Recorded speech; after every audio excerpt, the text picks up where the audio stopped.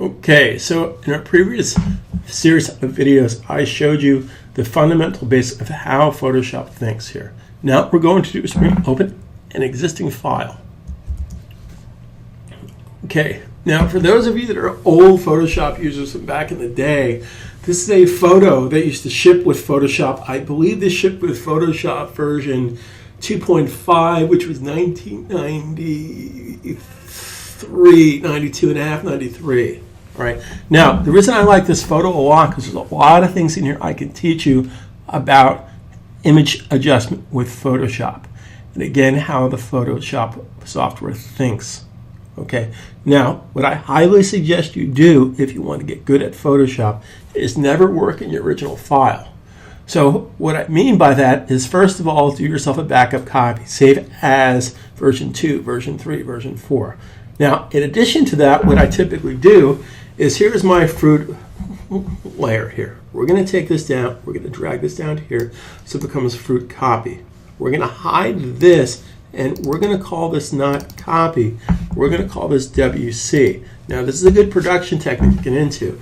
WC, what do you think WC stands for? Well, it doesn't stand for WC Fields, that's for sure. It stands for working copy. All right. Now, from a production standpoint, and I've been doing print production since the mid-'80s. Software production since 85, 86. Okay, so WC stands for working copy. FC would stand for final copy. Now, what does that mean for us? That means that the copy hasn't been approved, hasn't been signed off on. The client didn't okay that. But more importantly, it means that you haven't been paid yet. You haven't been paid your balance. Now, never do any work without a 50% deposit. That's rule number 1, right? So tell your boss to pay you 50% before you start doing Photoshop. That's what I would suggest. Just kidding. Now, WC means working copy. Now, I'm going to go through this entire photo series here, this entire photograph, and we're going to do some really cool things that maybe you didn't think about before of how I can affect, how I can select. Okay? Now, let's look at this image for a second. Let's save this. Now, a couple production techniques I want to share with you. If you hit the F key toggles between gray screen and black screen. F key does that for you. So if you want to see your image without being distracted by your palette, hit the F key once, the F key twice. Okay. Incidentally, before we go further, I just want to share with you we're working in Essentials Photoshop. Photoshop Essentials. This is just a workspace. Okay.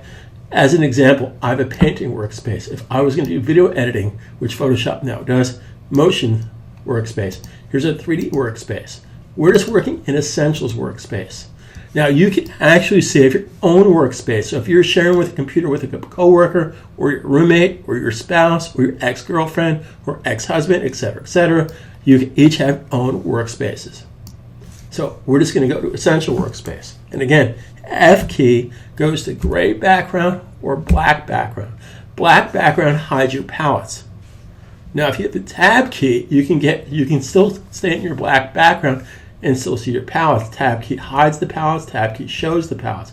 If you hit Shift Tab is going to hide your secondary palettes. So it's a good production technique. Shift Tab hides the secondary palettes. So if you hit the F key to go normal software mode and you hit the Tab key, it's going to hide your palettes. But if it's Shift Tab, it will hide the secondary palettes.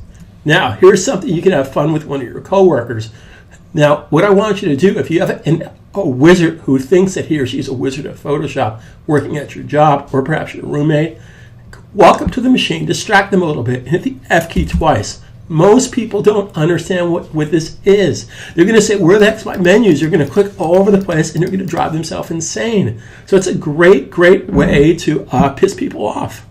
Hit the F key once, twice, and walk away. And then they say, something's wrong with my software. What did you do to me? Etc., etc., etc. So, just trying to stir it up here, guys. Okay, now here's our objective here, right? We have a duplicate copy here. So therefore, if I totally screw this one up, I can always go back to my original. That's a good idea, all right? Now, here's what I want to be able to do. I want to, again, share with you how the tools work and how software thinks.